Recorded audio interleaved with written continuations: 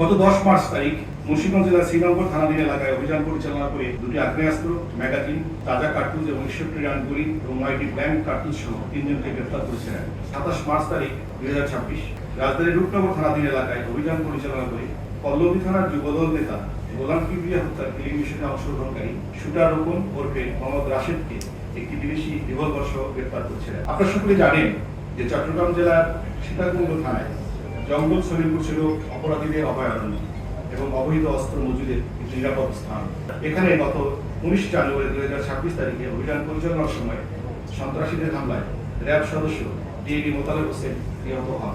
ওয়ারেন্টভুক্ত আসামি, প্রতারক, চোরাকারবারি, জেল পলাতক, জাগরণ প্রস্তুতকারী এবং পর্নোগ্রাফি মামলায় 3473 জন অভিযুক্তকে গ্রেফতার করেছে।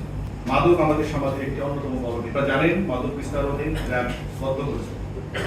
গত 90 দিনে র্যাব মাদক বিরোধী অভিযানে 24 কেজির অধিক হিরোইন, 7000 বোতল অধিক ফেন্সিডিল এবং 5000 কেজি গাঁজা এবং 15 লক্ষ পিস ইয়াবা সহ 4000 লিটার বিদেশি মদ সহ অন্যান্য আরো মাদক দ্রব্য উদ্ধার করে এবং এত সংখ্যাকে প্রায় 1115 জনকে গ্রেফতার করে। আপনারা জানেন যে আমাদের সমাজে প্রায় হিনিয়াস ক্রাইম, যেটা আমি আসলে নৃশংস অপরাধ বলে ট্রিট করতে চাই, গণ্য করতে চাই। এটা এই সমস্ত অপরাধ সাধারণত জনগণের চাঞ্চল্য সৃষ্টি করে, জনগণের স্বস্তি ফেরাতে এসব অপরাধীকে দ্রুত আইনের আওতায় আনতে আইন শৃঙ্খলা বাহিনীর অত্যন্ত গুরুত্বপূর্ণ ভূমিকা থাকে এবং এই বিষয়গুলো অত্যন্ত স্পষ্টতা তুলে ধরা।